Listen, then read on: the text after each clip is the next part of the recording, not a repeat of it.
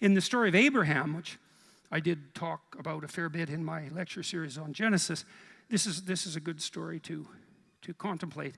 So Abraham, he's the classic failure to launch, immature adolescent adult. In this story, he's 80, and he still lives in his father's tent.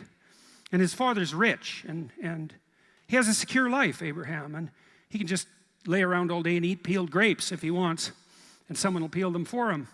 And a spirit makes itself manifest to him, and I'll try to explain what that means, that says you have to stop doing this, you have to go out into the world. And so what does that mean? It means, well, imagine that you have a comfortable life as a teenager, or as a young adult, or as a child for that matter, but you know that you're not destined for comfort. There's a part of you that knows that, whatever that means, part of you that knows whatever that means. And what it means in part is that there's something calling to you to move past the zone of comfort into the terrible world. And that's, in the story of Abraham, that's characterized as the Spirit of God. And it's a proposition. It's the Spirit of God is best conceptualized as that which calls you out of comfort to the adventure of your life. And that's an interesting idea, because you could imagine that you could accept that, and then you would move out past comfort and have the adventure of your life, or you could deny it, in which case you would forestall the adventure and you just settle for the comfort. But there's no neutrality in that regard, right? You have to do one thing or the other, and so you either put your faith in the Spirit that calls you forward out of comfort, or you put your faith in the reverse. There's no other options, and so you're stuck with you're stuck with the acceptance of a kind of faith either way. One would be faith in comfort, the other would be faith in adventure. And the Abrahamic adventure is a very rough one, because as soon as Abraham leaves the comfort his father has established, all hell breaks loose, right? He encounters starvation and tyranny and the conspiracy of powerful people to steal his wife, and war and death, and the necessity of sacrificing his son. It's just brutal. It's just one bloody catastrophe after another. But it's an adventure. And that's a very interesting way of conceptualizing things as well, is that we're not exactly built for comfort. And the Spirit that animates us isn't one that allows us to be content with mere contentment. We actually want to contend. And that the meaning in life isn't found in that comfort. And that's why when people talk about the meaning of life being something like happiness, they often mean something like contentment. It's like, yeah, no, not exactly. It doesn't look like we're hyper-motivated by the idea of being nothing but a satiated infant, right? All our needs taken care of. That's what you want. I want all my needs to be taken care of. Really? Is that what you want? Perhaps not. Perhaps you want an adventure. And then you might say, well, how best to undertake an adventure? And the answer might be, in the spirit of voluntary and forthright confrontation with the catastrophe of life. And that there's nothing better than that.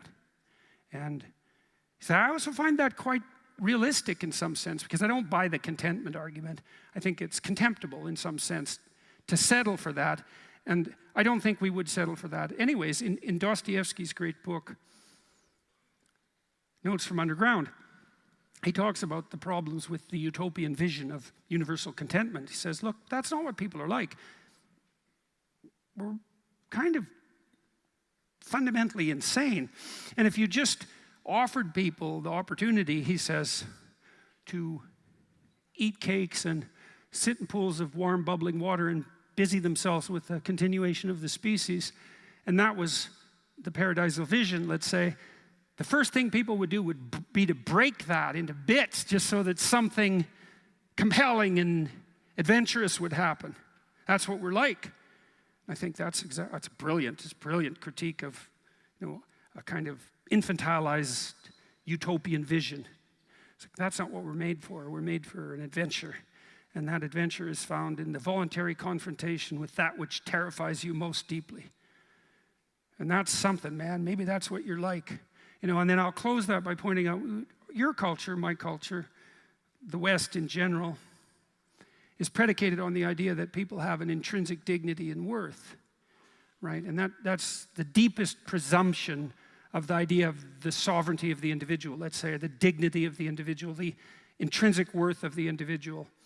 And you might say, well, what's the basis for the presumption that that worth exists? And I think it is something like recognition of the fact that our souls are built for a noble adventure. And that's the proper description of the core reality of human being. And it is the case that it appears that the most functional cultures in the world are predicated on that idea. And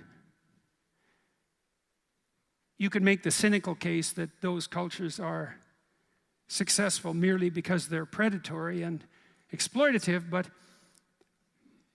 all cultures are predatory and exploitative, and very few of them are successful. So that's worth thinking through too. For all the faults the West might have, and it has plenty, like all cultures, it also has some real virtues, and one of the virtues seems to be something like the presumption that there's something of intrinsic worth that characterizes each human being. And if you think about that intrinsic worth as being that part of you that might respond positively to the call to adventure, and that part of you that's brave and forthright enough to actually face the catastrophe of existence and maybe even hell itself, then think, well, something like that maybe is worthy of respect, right? That even sovereigns themselves, kings, have to bow before it, and even the law in some sense has to take all of that into account. And I think that's a very credible story, and I think it's true. I think it's true metaphysically and theologically and scientifically and psychologically and practically. And that's a lot of different ways for something to be true. I also think it's heartening, because you could say to yourself, you know, if I didn't shy away, what might happen in my life? And that's a great question to ask yourself. If I didn't shy away, what might happen in my life? If I didn't shrink, if I didn't avoid, if I didn't stifle my voice, if I didn't turn a blind eye to opportunity, instead if I allowed all of that to make itself manifest in my life, what would life be like?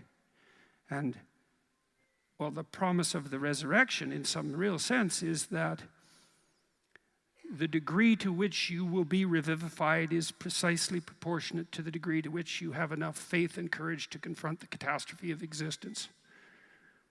And so it'd be delightful if that was the case.